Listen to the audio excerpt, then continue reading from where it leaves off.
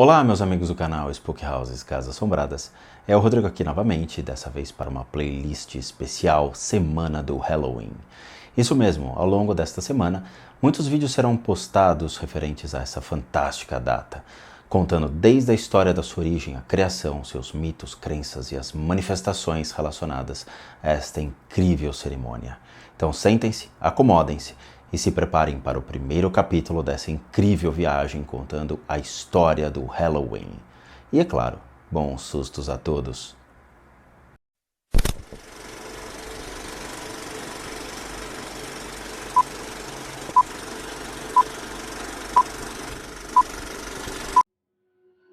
Tal festa nos remete a 4.000 anos antes de Cristo, junto ao surgimento dos primeiros povos tribais na Europa, dentre eles os celtas, os quais celebravam as duas estações do ano, a primavera, por meio do costume de liberar seus animais para o pastoril enquanto o sol aquece a terra, e a segunda parte do ano, período onde os animais são recolhidos e a terra está se preparando para o seu longo descanso. O ritual de passagem era celebrado no topo da colina mais alta, cercados por fogueiras e dança. E foi por meio desse povo que se iniciou a celebração do nosso Dia das Bruxas moderno. Muitos dos historiadores acham que a maior força do povo celta envolve seus mitos coletivos, além de serem considerados os primeiros imigrantes em grande escala direcionados à Europa, impactando a cultura de diversos países, principalmente Irlanda e Grã-Bretanha. Um dos principais festivais do povo celta era o chamado de Samhain, ou Festival do Fim do Verão, anunciando o Ano Novo. Mas o que significava a palavra Samhain? Por incrível que pareça, não existe uma explicação lógica para esse termo. O interessante é que tal palavra se associa a Samhain, ou como ficou conhecido, The Hallowtide, ou a Festa de Todas as Almas. Os celtas acreditavam que tal celebração poderia conduzir à Terra dos Mortos. Essa é a ideia principal associada ao Halloween. Não é estranho ou incomum que um grupo de pessoas deva reservar um dia para cultuar os mortos? Não. Diferentes culturas e religiões têm seguido essa prática há séculos. Dentro do culto aos mortos, os celtas possuíam uma cultura bem diferente. Eles não temiam seus mortos, chegando ao ponto de manter viva sua presença ao seu lado. Se os mortos fizeram uma boa ação para você, seria recompensada, ajudando no processo de elevação da vida após a morte. Portanto, surge o costume de presenteá-los com comida.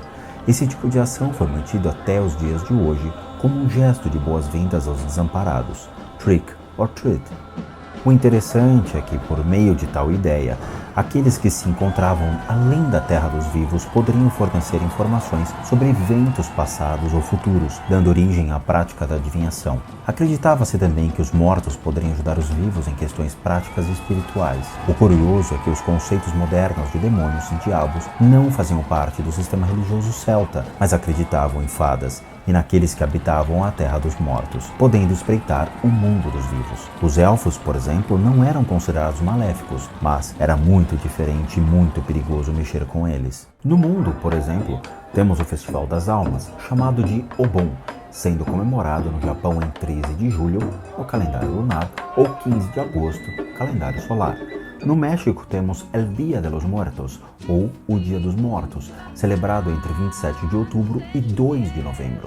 Os chineses comemoram Qingming-Tom, ou o Dia de Varrer, que cai entre 5 e 6 de abril, dependendo do seu calendário, sendo este muito popular na China desde 3.700 anos antes de Cristo. Mas vamos voltar à história. Entre 14 e 37 a.C., quando o cristianismo começou sua ascensão em Roma, trazendo consigo a festa da colheita chamada Festival de Pomona, deusa dos pomares e da colheita, celebrado em 1º de novembro, misturando-se à cultura de diversos povos que permaneciam ao redor, dentre eles os nossos celtas. Entre 314 a.C., Constantino o Grande declarou o cristianismo como uma religião oficial do Império Romano, fechando completamente as portas para toda e qualquer influência advinda dos povos locais. Dessa forma, a crença no Festival de Samhain e outras culturas foram seladas, fazendo com que tal cultura somente se limitasse à região da Irlanda. A partir disso, o choque cultural entre os povos se fez presente, o qual os celtas não estavam dispostos a jogar fora as tradições enraizadas em sua estrutura familiar e social por centenas de anos. Infelizmente, para fazer com que os povos pagãos aderissem a essa nova religião, o clero cristão começou a interpretar as diversas histórias sobre fadas como figuras demoníacas e que tais mortos eram criaturas horríveis. Os primeiros cristãos erroneamente associaram a Terra dos Mortos com o conceito de inferno e, para piorar, ensinaram os camponeses que o dito Senhor do Submundo era na verdade Satanás, já que a palavra Samhain remetia à pronúncia bíblica de Samuel, significando o Deus do Submundo. Dessa forma, a Igreja Católica inicialmente interpretou tal feriado como algo assustador. Por isso deveria ser extinto. Enquanto isso não era feito, a Igreja viu a possibilidade de tirar uma vantagem sobre tal data, ensinando os camponeses que, se não pagassem os impostos cobrados e aceitarem realizar doações pesadas, o mito que a Igreja criou iria destruir todos os seus fiéis. Vangloriando-se de tal ideia, diversos outros festivais foram adotados pela Igreja, e Samhain para All Hallows Eve, ou o Dia de Todos os Santos. Mas como tal data ficou associada ao Dia das Bruxas?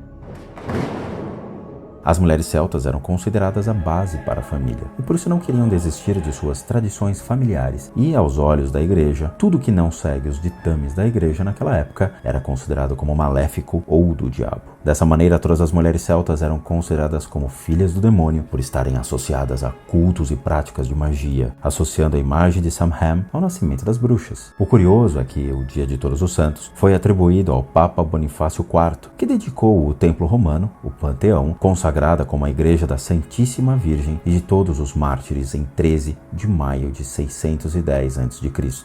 O Dia de Todos os Santos, ou All Hallows Eve, ou Halloween, foram reintroduzidos pelo Papa Gregório III no século VII a.C.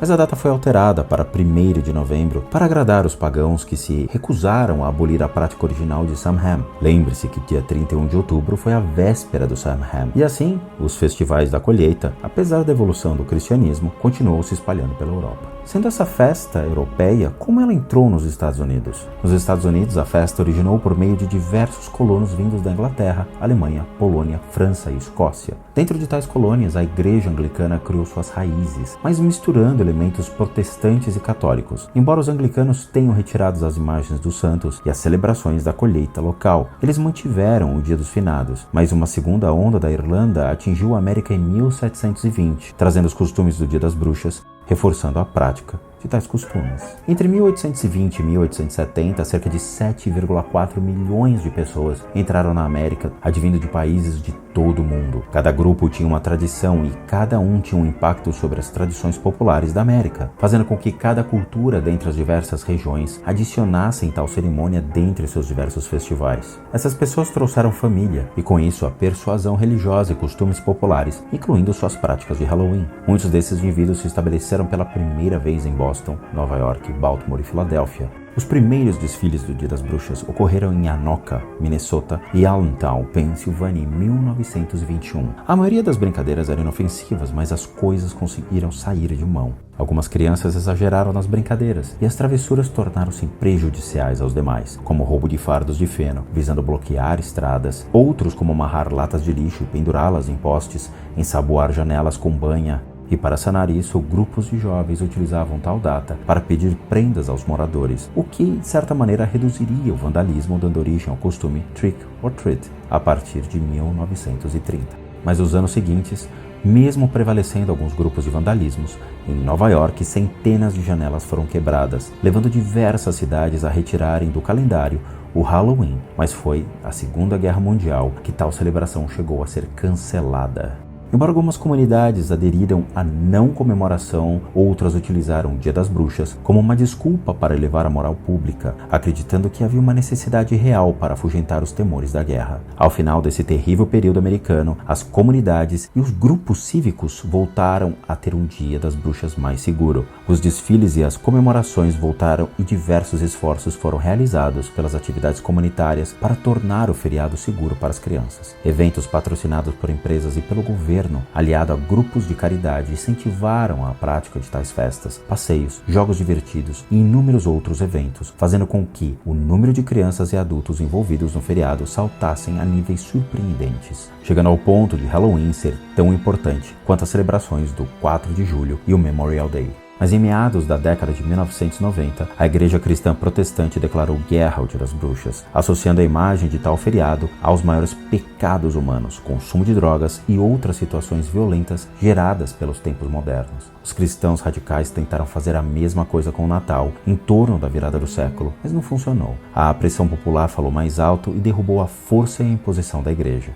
Halloween é o Dia das Bruxas saudável, somente assustador para as crianças. De acordo com os psicólogos infantis, tais medos são normais, sendo um bom momento para lidar com eles, sem o risco de ser ridicularizado. O Dia das Bruxas americano tornou-se assim uma celebração cultural e não mais religiosa. A arte de esculpir abóboras, pedir doces e soltar a imaginação por meio de fantasias divertidas não era um prazer somente das crianças, mas de todos os adultos em meio a uma festa hoje conhecida mundialmente. E não se esqueçam de se inscrever no canal.